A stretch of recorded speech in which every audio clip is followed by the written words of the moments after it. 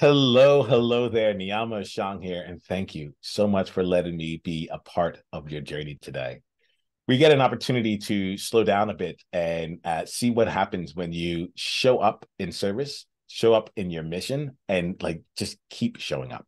And being able to see now today with the guest and outlier that we get to spend time with, we get to see what happens as your game continues to grow, and you keep bringing your mission out to the world in new ways to more people. Today, I am joined by Brent Franson most days, and Brent, I wanted to say thank you for saying yes to this. Thank you for being here. Thank you for playing the game that you do, such that it allowed us to actually get into this conversation. It's a pleasure to be in combat with you. Yeah, good to be here. Yeah, man. So let's start off here. I'd like to give people a chance to get to know you. I'm getting to know you as well, and we'll unpack a lot of things in real time. But the way I like to give people a chance to speak themselves into the room is around your mission. So can you share a bit about your mission, share why it lights you up, and tell us a little bit more about what you're doing from that perspective. Yeah, I mean, so the mission of Most Days, the name of the company, is to measurably improve quality of life globally, which I always cringe a little bit when I say it. I think it sounds a little bit ridiculous, but as a technologist, like, it has a lot of implications on product and technology. And so basically the core of what we're doing is it is a system that helps people change their habits to improve the quality of their life. And basically 70% of health outcomes are attributed to lifestyle and behavior. They're attributed to things we do or don't do most days. And so when you set the mission at measurably improve quality of life globally, like measurably and globally are the important words there, there are certain constraints you have in the product and as a technologist. So if we really want to have a global impact, we can't have things that are really expensive in the product. Like the way in which we solve that problem can't be, we're going to connect everybody with a coach or a psychologist or a doctor, because that does not scale. It doesn't scale in terms of the number of those people that exist in the world. And even if you did have enough of those people, it doesn't scale economically. Most people in the world wouldn't be able to afford that. And then measurably means that you've got to build things in the product that allow you to understand whether or not you're moving the needle. And so, the mission, it's a feel good mission. I'm excited every day to wake up and help people. And we do, hundreds of thousands of them at this point, but intellectually, the constraints that we've placed ourselves based on the way in which the mission is worded are really important. We can only do things that scale in a really substantial way from a product and tech perspective. And that gives you a bunch of limitations in terms of things that are really helpful that you could use, like, hey, we can connect you to a therapist. We can't do those things because they don't scale. And so I think it's been really helpful as a guiding principle for basically product roadmap and the way that we think about the tech that we're building. All right, so I like the way that you're taking this here. It's fun for me because I'm like, oh, I didn't think Brent was going to go down this path, but now that you're here, do you mind if we spend some time just unpacking a little bit? Yeah, for sure. Okay, cool. So clearly, Most Days is a tech product, right? So tell us more about this, the product itself. I know that would we just get a chance to see a little bit more about what you're seeing, and I'm gonna as CEO, I want to come and get some more thoughts and how you're thinking about it, and overall.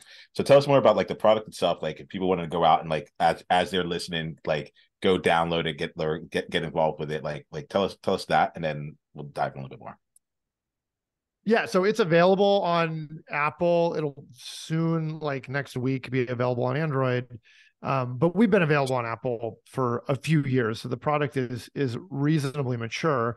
But basically, the product was born out of my own experience. I grew up, I just had a lot of addiction around me as an adolescent and in my 20s, and I've been around a lot of recovery from addiction. And what's interesting about addiction is addictions are diseases of habit. I mean, to way oversimplify, the consequences of addiction come from doing the same thing over and over again that's not good for you. And the way out of addiction is to stop doing that thing. So that's like, it's almost an offensive simplification, but really behavior is at the root of addiction. And so when you spend a lot of time around addiction and around recovery from addiction, you get exposed to these frameworks for behavior change that I think are applicable far beyond addiction. And you then start to realize, and I think we all realize this at some point in our own health journeys, that the healthcare system is not really set up to help us change our behavior, right? So like if we need a prescription medication or we need a surgery or some kind of procedure, or we just need to like talk to a doctor or a therapist or a psychologist, our healthcare system is really set up to help us do that. But in terms of like sleeping well and eating well and like doing all of the things that we need to do to be mentally happy, to be physically healthy, like that's just not the way the dollars flow in healthcare. So it's a long preamble to answer your question. But so when you think about the product, when you think about, okay, how do we build a platform that helps people change their habits at scale in a way that is specific to the individual and whatever the individual is working on? Again, you have to think about the product in a very specific way. So for us, the hierarchy of the product is as follows. The atomic unit is a habit. It's a thing you want to do or don't do most days. Habits get rolled together into what we call routines. So a routine will have 10 to 15 habits. At the center of most days, you have a routine, a set of habits that you're trying to adopt. The routines, we have a set of expert authored routines for anxiety, depression, for a couple dozen different cases, heart disease, grief, that are written by expert clinicians. We go to clinicians and we say, hey, what are you recommending that your patients do most days to, prevent heart disease or improve their anxiety or whatever it might be? Or you can create your own. Like we tend to all have a set of things that if we could wave a magic wand, we would do or not do in our life.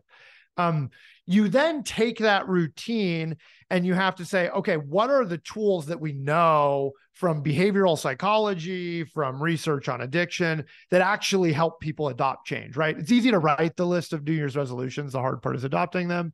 And so, I could spend an hour talking about just the science around this alone, but like you have to have community. Like the research shows people tend to get better together. So on most days you can be matched with an accountability partner or you can invite your own. There are groups of people you can interact with. So each day you mark your habits as yes or not today. Your yes responses can be shared with communities of other people who are focused on the same kind of change. You identify your values, you set goals. These are from behavioral, from disciplines from behavioral psychology, like acceptance and commitment therapy and dialectical behavioral therapy, et cetera. So you help people identify the set of habits that they want to change, and those can be rolled up and grouped for anything. And then you surround those with a set of tools that we know from research and a bunch of different disciplines in behavioral psychology actually help people change. And you do that in a way that's agnostic to whatever the underlying change is. Meaning like, if you really want to help at scale, you can't build a platform that's like only good for anxiety or only good for heart disease or whatever. You want to build it in a way where it's agnostic, because people are going to try to change their behavior for a whole bunch of different reasons. And 70% of health outcomes are behavior and lifestyle. And so it's a long way of saying we were very intentional about the way that we structured the product and the data set to allow us to solve a wide variety of like horizontal mental and physical health issues that can be alleviated through lifestyle and behavior. Right. I'm loving your answers here. So like just keep going with the way that you're answering it, right? Because it's one of my things on it is to like help see like who you are and how you think about things, right? And there's I'm gonna go back a little bit here just to unpack some things that you said here. But I'm gonna unpack it from the standpoint of like the outlying leader that's here. But we're gonna keep bringing in more about how y'all think about like creating actually scaling like behavioral change in an agnostic way, right? Because it's really fascinating, and it's helping me think about things from new perspectives. All right. So one of the first things here is like going all the way back to like when we're talking about the mission, right? One of the things that you brought up the measurably and the globally as like as two big parts, and something that really struck me was there are a few times that I meet with people who like actually look at their mission, right, whatever it happens to be, and even like regardless of how closely connected they feel to the mission themselves, you know, but like they haven't spent the time like actually looking at why is this word here, you know. And one of the things that I got from what you were saying was like it's like this like the mission itself like actually serves like the words that have been used serve a very the bigger outcome than just like how other people perceive what we're doing. It like actually like helps set our constraints and how we build this thing and what we are allowing ourselves to do or can't do. Like, can you tell me a little bit more about that? Like I think that part is just it's often overlooked from a mission perspective. People are like, oh, okay, I got my mission together, here it is. And it's like, no, every word of this could actually contribute to help you know not just what you're doing, but interestingly enough, what you're focusing on is what we aren't doing.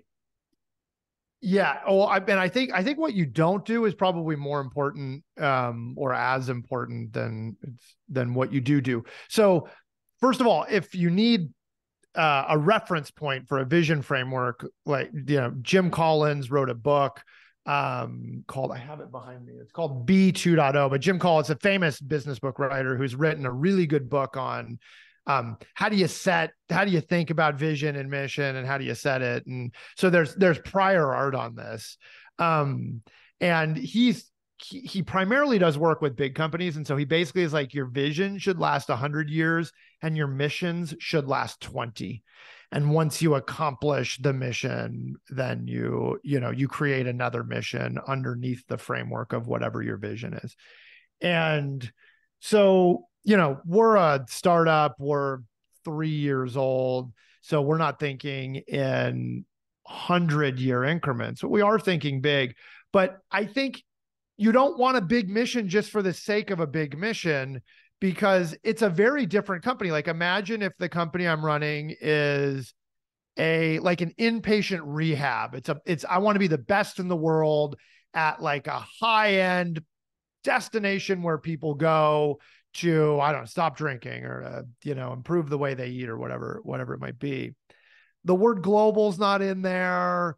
I'm going to think differently about measurable, et cetera. It's a very different kind of business where you have a fewer, the number of customers you have is lower, and the amount that those customers pay you is much higher.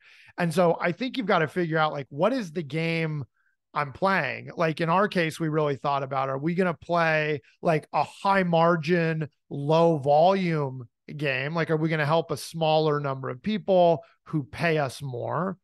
Or are we going to try to help a higher number of people who pay us less? And on that spectrum, we'd put ourselves on the far right, which is we want to help as many people as we possibly can at like the lowest possible price. Like, WhatsApp is an interesting example of this. I think I have this correct, but I think prior to their acquisition, they were like, hey, it's $1 a year, per member who's using WhatsApp. And they got like 60 million people using it. And that funded the business. That strategy is like very low, average revenue per user, but really high volume of users, which is going to be much different than if you were taking a much more, I don't know what the opposite example of WhatsApp is, but where you had fewer users who paid you more. And so I think you got to figure out, like, what kind of business are we trying to build? And then you have a mission that aligns with that. Like, not all businesses are going to be like really high scale, low cost in the way that we're thinking about it. And then once you figure that out, then you can figure out, okay, how do we invest in a product in a way that like aligns with what we're trying to do? So your mission shouldn't just be fluffy and sit on the front of slides. It should be something that helps guide the business and it helps in like day-to-day decision making. It's easier said than done. Easier said than done, but at the same time, like it's not. I my whole career has always been in like HR related things, like people, teams, human capital. I started out as a retirement actuarial consultant, did employee experience. So like I look at these things where it can seem kind of fluffy, or it can seem like it's on its own, and I see how it actually impacts like various people, like the way that people interact, how way that clients interact with it. I often see how employees interact with it, and this is actually really interesting for me because this is the first time I'm having a conversation around like how like the product and engineering actually think about like can bring some of these elements in to help make clear decisions as to like where's the future of this like product actually going. So it's an interesting thing here, because I think a lot of like it could easily be put into the category of something that just feels a bit amorphous. It's a thing that we did. We checked the box, and it, like you said, it goes on the top of the slides. And to the extent that like it still serves as a guide and post, like it's a fascinating way of looking at it. But it also, to me, it's like, yeah, it's just a way that everything should cascade down. There's so much to get done that there's no room for any excess, including the statement itself. Yeah, agreed. You want it to be helpful, and you want to repeat it internally. And you want to make sure that like the group of people who are working on it have some buy-in in terms of whatever it is. But yeah, you want to be intentional with these things, and you want them to be actually helpful. Now you can change them. Like, if we're running our business and it seems, oh, actually this, this more constrained version of our original vision is actually makes more sense for us, then okay, you can change the mission. I mean, you can't get too married to any of these things, especially at the earlier stage, but you want it to be an accurate representation of the way in which you're thinking about the business, and then guiding the product roadmap, for whatever that particular moment in time is. So I'm going to ask you a question. This has been on my mind for a while. I'm like, oh, I'm talking to someone who might actually be able to like illuminate a little bit on this, right? When I think about tech, because I used to work in tech as well, like the word testing, like comes in a lot, right? When I hear people talk about business, they'll also say, just go test it, go ship it, go test it, so on and so forth. And then like there was a time where the business I was building just didn't like it just wasn't at scale. So like the tests, my math background is like, I don't have a sample size that's going to be worth like really drawing real conclusions on. That's changing now as we're starting to grow and things like that. We're looking at different things of larger and larger test size. So I'm kind of curious for you, like from your experience, you've been doing this for a number of years here. How do y'all make the concept of testing, especially as you're bringing out different like product enhancements and bringing out things into the roadmap? Like, how do you actually take the time to decide both what gets in there? How do you test it? How do you know that it's actually, hitting the benchmarks that you're looking for? I'm just really curious about like your approach around that, or some of your thoughts around like knowing whether something is actually contributing to the end result that you're looking for. Yeah, I mean, I think the key here is, what is the rate at which the organization learns? And so, because it's this combination, you've got to be data driven in what you're doing and the decisions that you're making, but you have to lean, especially, and again, this is very specific to early stage, from going from zero to something. You do have to lean on intuition. Like the business school case study is probably not going to tell you that people like don't want a keyboard on their phone and they want to type right on the glass, right? Like that's a very good intuition. It's very good product vision. And it turns out that, that people want it. Like there's the very overused saying that, I don't know, Ford or somebody had said, but he said, hey, if I asked people what they wanted, they would have said a faster horse.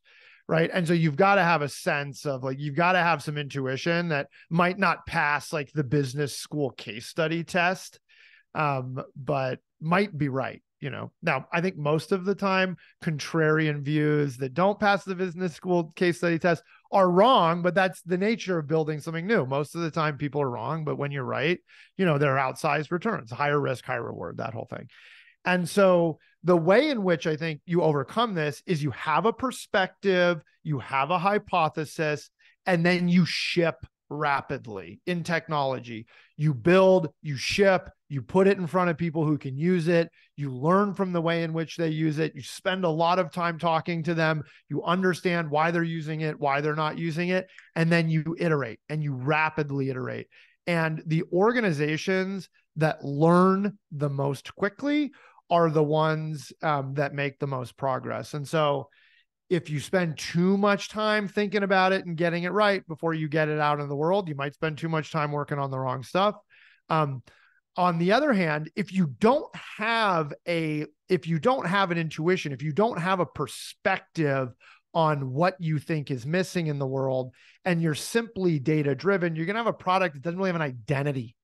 It's like you're just being reactive to whatever little thing that you're kind of putting out in the world and you don't care that much about. And so I think you can actually be successful doing that. There are entrepreneurs who are like, hey, I generally want to go like solve a problem in this broad space, and I'm going to just like figure out what it is as I go along. It's not that you can't do that, but I think it's some combination of you've got a perspective, you see a hole in the world in terms of something that doesn't exist that maybe should, but you ship really quickly and you're putting things in the hands of people who are using it really quickly, and then you're learning, and then you're shipping again, and you're learning and you're shipping again. And so you want to optimize for the rate at which you learn. And the faster you learn, the faster you're going to get to the right answer. And it's not an individual thing. It's how fast does the organization learn? Like, what are the systems and processes that are in place that speed up the rate at which the organization learns? Facebook is famous for being very good at this kind of, they have this, move fast and break things mantra, or there's another one that is ready, fire, aim, where it's like, hey, just go. It's okay if we make mistakes. We learn really quickly. And because we ship quickly, we fix the things that we break quickly. So I think it's all about optimizing for the rate at which you learn. So I'm appreciative of this. As you're saying this here, I'm thinking about my business right now and it's one of the first things that me and my team are working on right now, right? Where it's just like, how do we adopt far more of a systems mindset to like see like what is happening from A to Z, and then again, what is this actual system behind this all, and then in there like being able to prioritize actual learning as opposed to like just even getting it right. And it's an interesting dichotomy to be in, like, so it's just a shift to go from like actually what we care about is learning more. It's the faster we can learn, whether it's right or wrong. Like even when it's wrong, if we can learn something from it, it's been valuable. I actually want to just ask. I see you want to say something, so let me leave space for that. Okay, I want to just get a sense from you. Like I've heard someone recently define learning in this kind of context. I'm going to kind of just get a sense from you from like just your real world experience. Like, what would you like? Either how would you define what learning actually is, and or what would like if you can't define it, like how would you like if you were going on your team and you saw something take place, how would you like be able to see like the same instance and be like, this is something we learned from, and this is something where we maybe just made another change or we just shipped something out there, but we didn't actually get to the core learning yet. I think that there's something in that word that is it's important to define or to spend some time on. So I'm curious how you look at what learning is, or how you see it demonstrated inside your organization. I don't know. That's a hard question. I think there's two pieces. There's one, which are the obvious learnings, like the aha moments. You have some hypothesis. Hey, we're going to build the product or this feature in this specific way, and we think people are going to love it for this reason. And then you watch people interact with the feature, and over again, they say, oh, this is too cumbersome, or I don't understand this, or whatever. And it becomes very clear to the team, to the people who are witnessing that set of interactions, like, oh, we were wrong and we need to fix that. Now, how you fix it is not always obvious, but there are a lot of aha moments in terms of, oh, that could be better.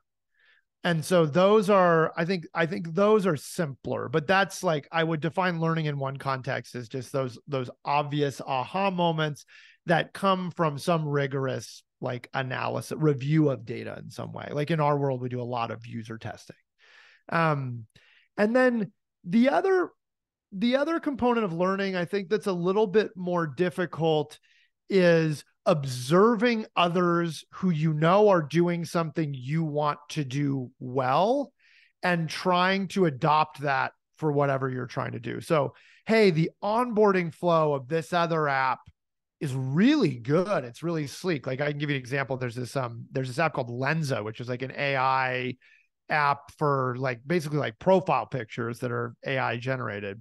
That's a very different business than ours, but I think they do a really good job with their onboarding. Now, maybe we talk to somebody with Lensa, this is also a mistake that you can make, and they would say, no, our onboarding sucks. But from the outside looking in, it's like, wow, that's pretty slick. I like what they've done there. I like some of the decisions that they've made.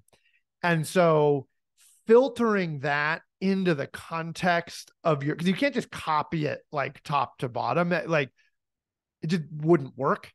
And so filtering that for the context of whatever you're doing, I think is hard and non-obvious. Like, maybe what they're doing is like, our business is different and we shouldn't be doing that.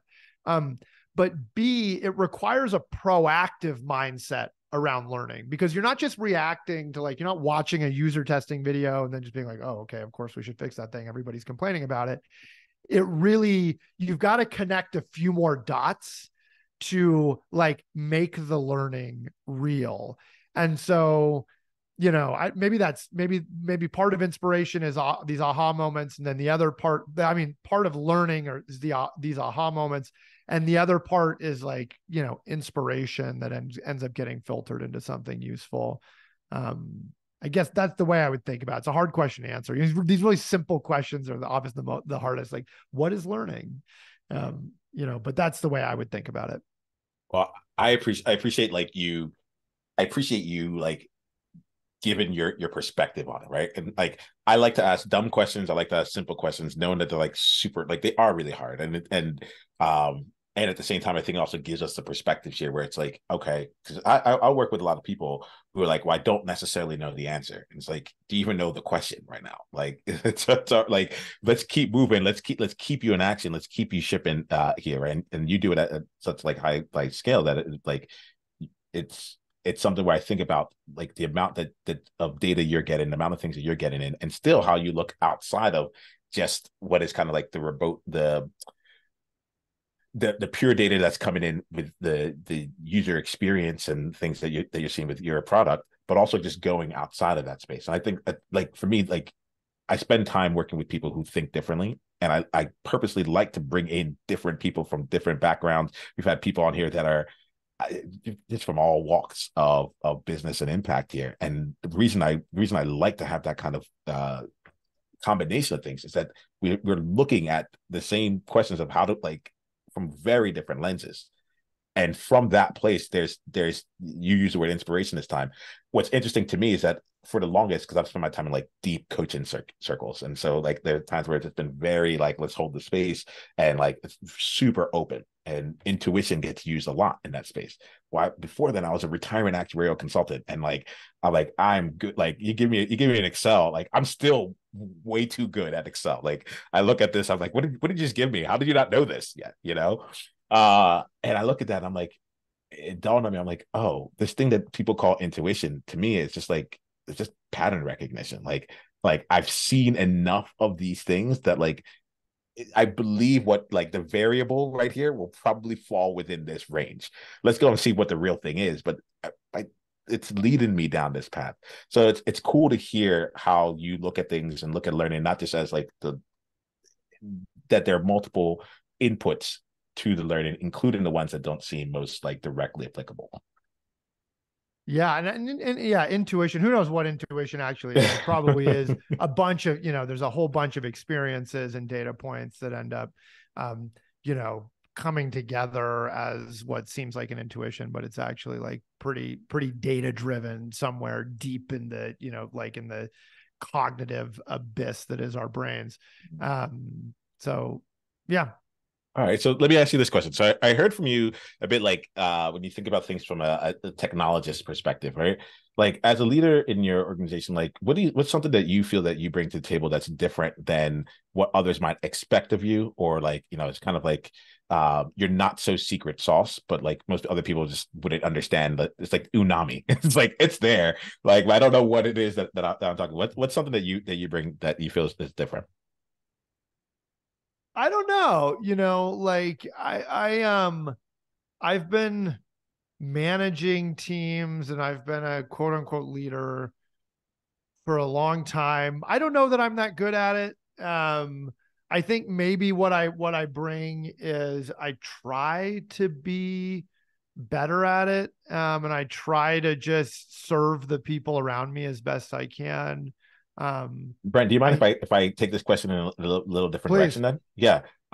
So if you're like, yeah, I'm not necessarily sure if I'm not like that good at that particular thing, there's something that you're doing that's working really well, right? So what are you like? What do you think is like actually is like your bread and butter? Like this is the stuff where like call on Brent to like come in here, and this is like how I'm contributing right now. I guess, but I don't know the answer to that. Like, I think I've spent a long time as now I've spent like most of my career as a CEO. And I think CEOs are, they are good at a lot of different things and like great at nothing.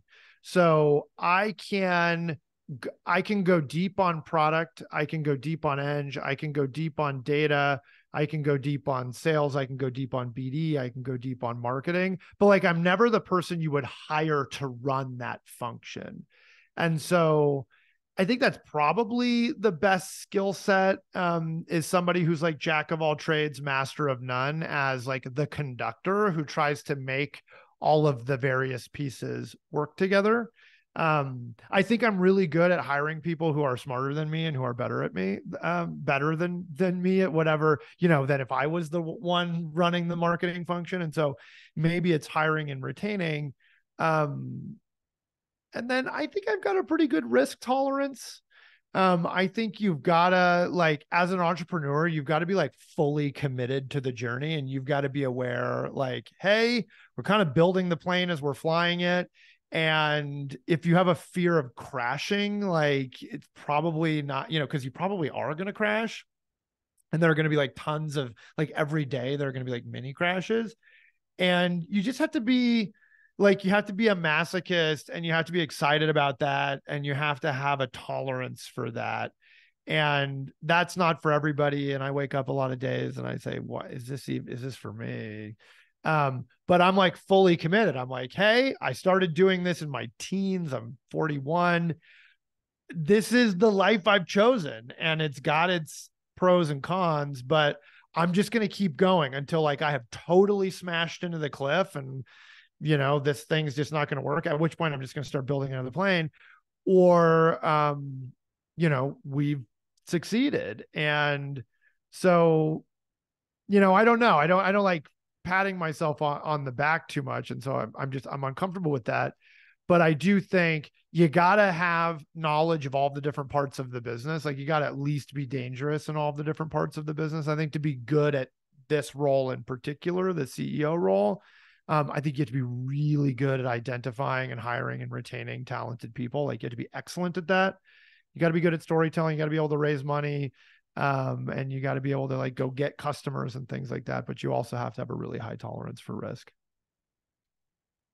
I appreciate it, Brent, and it's there are a couple of things that came out here for me when you were saying here. One was just like a very subtle moment where you're like I don't know, then like we might go and we might just like crash into this whole thing. At which point I'll just go build a new plane. Like it was like in the same breath, like it was just like a seamless thing where it's almost as if someone said, well, what will happen if you fail? And what I hear for you kind of saying is like it's gonna happen. I know that, to various degrees, like we experience that on any given day, and at some point if like for you the journey just keeps going, it's like then it's not, turns out that plane wasn't the one. Now let's go build something new, right? And it might be, but then I hear that with the products, with like enhancements, with testing, like it just feels like it's really kind of with you, and you're like, all right, we're shipping things all the time. we have things going all the time that are going and coming. Yeah, there's something that has made it easier for me to know, to basically to burn the boats professionally.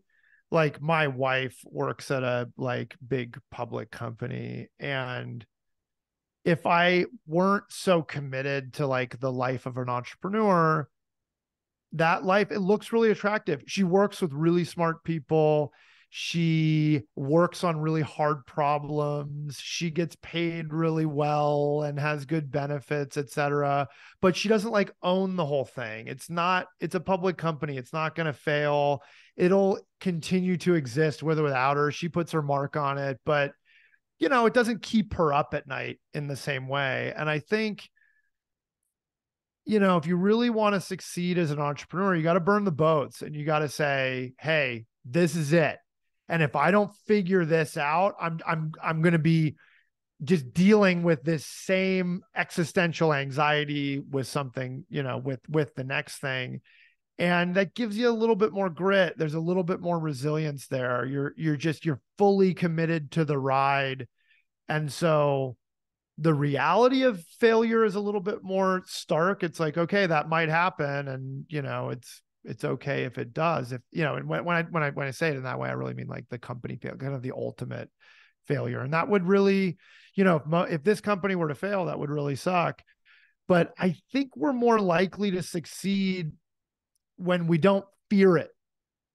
When it's like, hey, it's there and it's present and like it could happen, but there's not a fear of it, because you have to take risk. If you operate your business without taking any risk, like that's the same as failing. And so you've got to be willing to take risk. You got to be willing to fail, and success is just a whole bunch of failures that are, somehow add up to success. So yeah, you got, like, for me, the mindset's been really important to be just fully all in. I'm never going to the big public. I'm going to be doing this one way or another. And if I ever work for a big public company, it's going to be because I built the thing or I should never say but we built it, but I was involved in building it. I feel you, Brent. Like that, like that level. You said you got to commit. Like that is like coming through like the camera right now. I'm like, Brent is. That's the thing. I'm like, it is happening. You know that like this is the path here. And I want to like, we're gonna start wrapping up here, but I want to thank you, and I want to like take just a little bit of time to just talk to you outliers here, to like just to see like this is what commitment looks like. Like it's not it's doing it until. Not if. One way, shape, or another. As you were talking, I got the thought. I was like, oh, you know what, outliers, and this is, I'm going to actually invite you to do this. Like, you talked about something like the mindset, like the anxiety, like you said something that I thought was great. It's like, it's not keeping her up at night in the same way. Like, and you said it with like this, you're like, it sucks to be heard. Like, yeah, like it's not keeping her up at night in this way. Like I get the joy of having something that I own that can do this. I have two young kids right now. And like, so in addition to my business, so I think about it from that perspective, where it's like, yeah, like I get the joy of like having my 5-month-old wake me up, and go through that. It's like it puts a smile on my face, even though would love to sleep again more consistently, right? So I really I want to just say thank you for this. Outliers, as you're listening to this here, as you were talking, you're talking like, like the anxiety and some of the things that come along here. I got the sense in my mind, I was like, I feel like this is some of what like most states would be able to help with, right? So like as you're going down through your journey, like my invitation is like right now, wherever you are, just go on your phone right now, go download this. You at the beginning of this, you said next week it's coming out on another platform. By the time this goes out, next week would be today, so it's there. But go download it and bring that into the work that you have here, because I think that there's some components of this here around both the mindset and the like. It's like, it just feels like it's like more innate within you because of the experiences you've had and the habits that you've created around it, where it's like there isn't a gap. In my mind, when it seems seamless, you're like, yep, we might crash, and then I'm going to build the next plane. I was like, yes, this is someone who's actually, this is what commitment looks like. This is what commitment looks like. And I acknowledge you for that. I'm grateful for you for that. What we'll do here is, do you have anything you want to say on that? Otherwise, we'll just start wrapping up the conversation overall.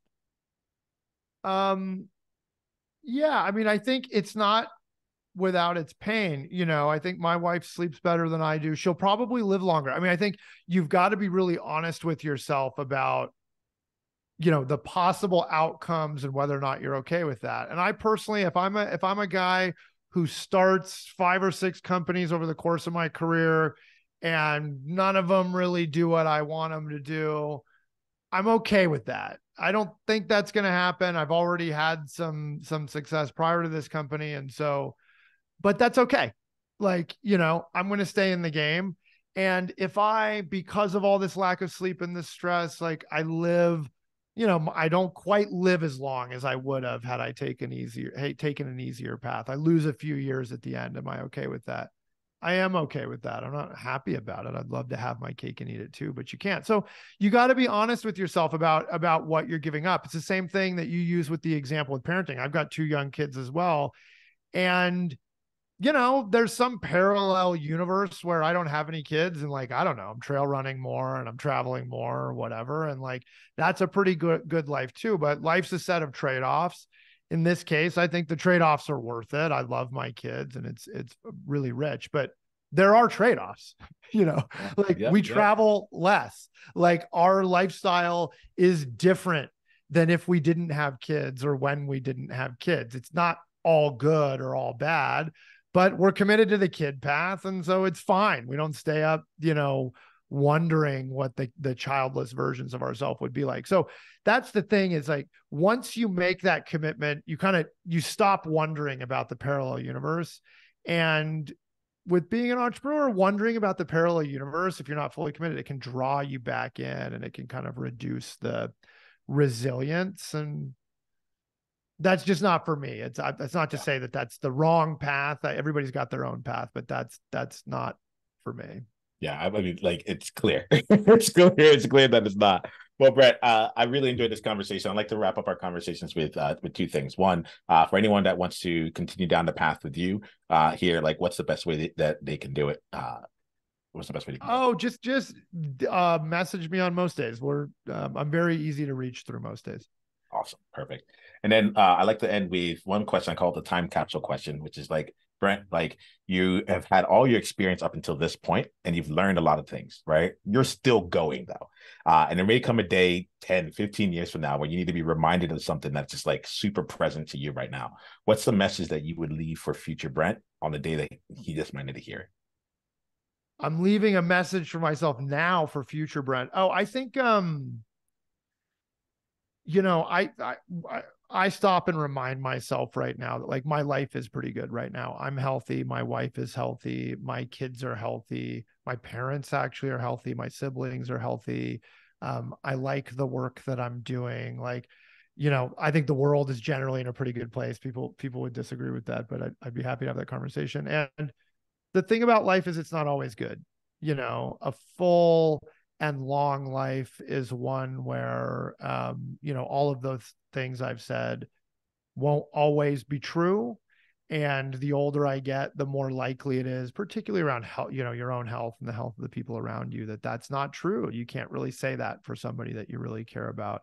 And so this is a really beautiful, day, and this could change in the next hour, but as of this moment, it's a really beautiful time in my life because like generally things are good. I'm not dealing with any like really big major life issues right now or for anybody around me. And so I would remind myself of that. And then if it was worse for me at that time, I would remind myself that like, it's just part of a long and rich life. Is kind of the good and the bad. And so, life is really complicated in that way.